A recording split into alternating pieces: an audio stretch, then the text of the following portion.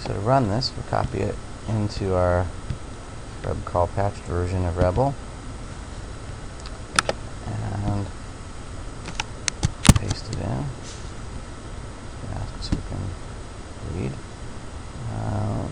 an MP3 file in. It begins playing that MP3 file. Press the key to stop, and it says press the escape key to end the program. And there we've had something done that can't be done natively in Rebol. You need to have an external utility to do that.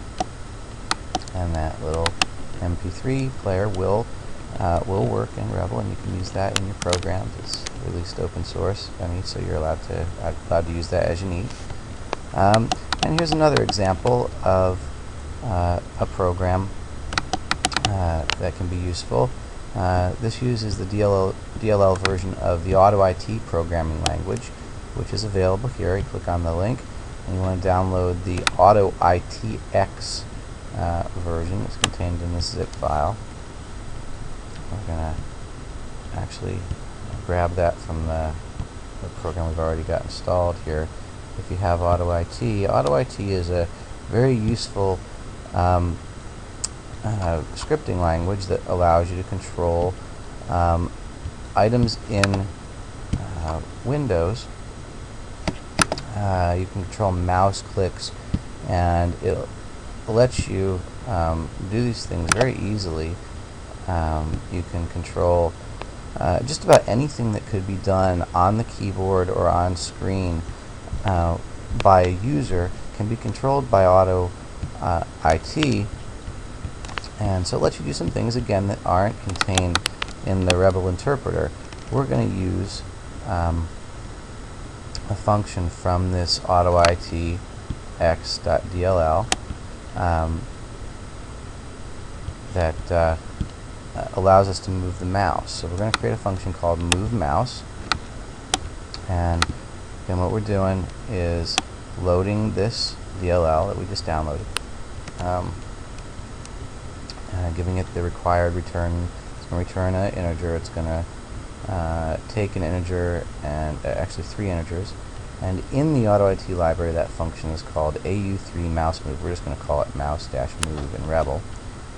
Give the user some instructions. Press the enter key to see your mouse move around the screen, and it's going to put that in an ask function, so it waits for the user to press the enter key.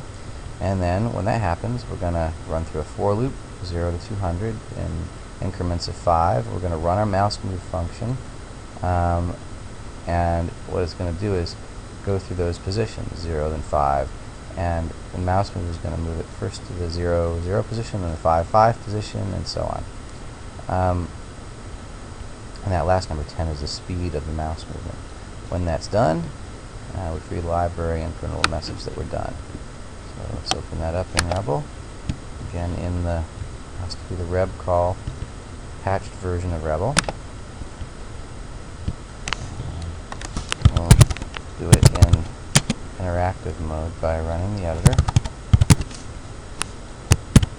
Paste it and press the F5 key to get the program to run. Save that as a temporary file. And here it is telling us press the enter key. When we do that, you'll see the mouse is going to move across the screen. It's actually off screen, and the mouse is moving as we speak. You can see it coming into view there.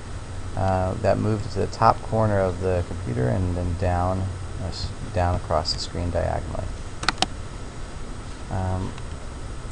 So these DLLs let you do things that couldn't be done in native Rebol. You could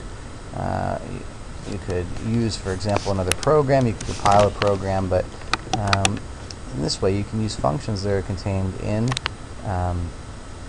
the Windows API. You can use more complex functions that are created by third parties to let you do things that are very programmatically complex, but using functions that have been created in these DLLs, you can get a lot of work done that you couldn't just in native Rebol.